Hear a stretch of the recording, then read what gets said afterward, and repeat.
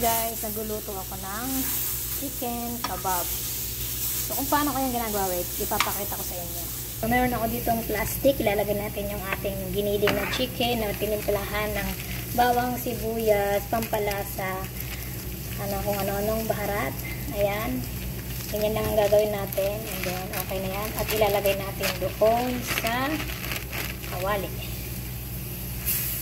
So, ganun lang ka-easy guys kung paano ko ginagawa ang kebab chicken.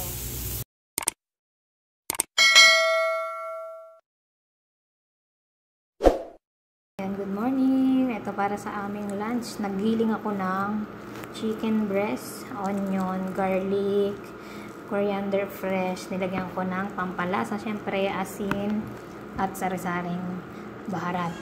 So, ayan, giniling ko siya sa makina and then mamaya gagawa tayo ng chicken kebab.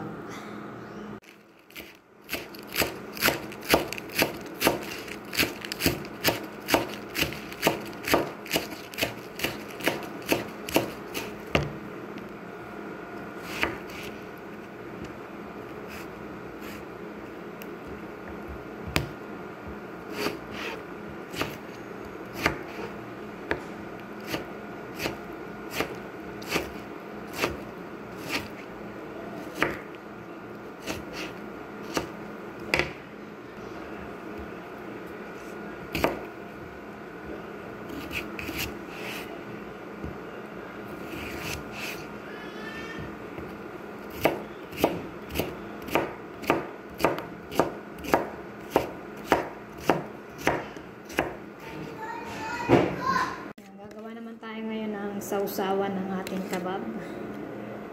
Ayan, ilagay na natin itong sabadi or yogurt. Lagyan din natin ng mayonnaise.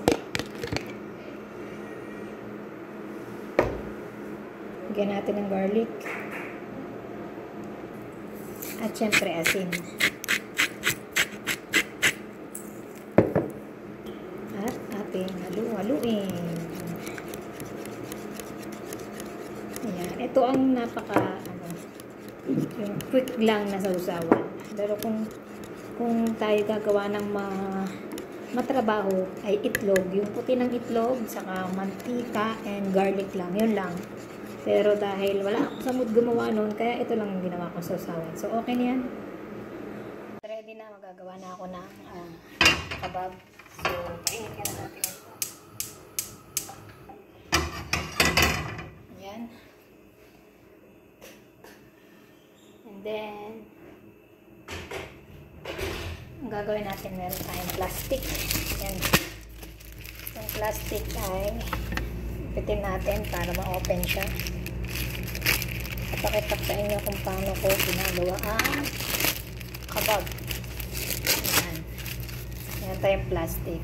So, punasan natin ng mantika itong ating, ayan, ating paglulutuan.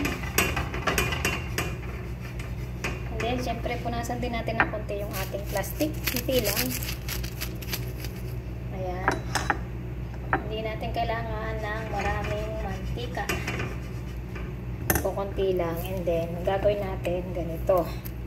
Lagay natin yan dyan. Ayan. Kung gaano kadami ang gusto ninyo, it's up to you. And then, gagawin natin dyan. Ayan. Para i-roll na natin siya ng pahaba. Ganyan lang. Ayan. Ayan. Ang tawag dito ay kebab. Ayan. Okay na yan. Ayan. Ang gagawin natin yan, ilalagay natin dun sa ating mainit na kawali. Ayan, yung kawali natin, ready na, mainit na. So, ayun, nilagay ko na yung ating first na ginawa. Ganyan yan. Bahagya lang yan na lulutuin. Babalik-balik ta rin lang. At uulitin lang natin same procedure, ganun lang. At ilalagay lang natin doon sa ating kawali hanggang sa maluto. At meron na tayong masarap na chicken kebab. Ayan, napakadali lang po niyang gawin guys. Ayan. Lagay natin sa kawali. Ganun lang ka-easy.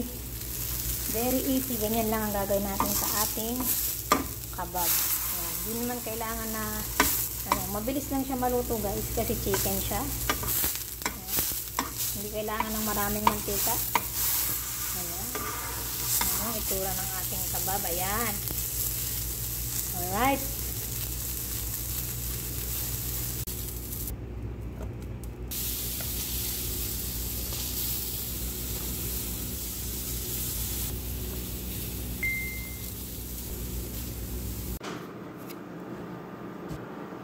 Ready na ang aking tanghalian, ang aking ginawang kabab. Ayan, chicken kabab. Ayan, kubos at yung ating sauce. So, ayan. Let's eat!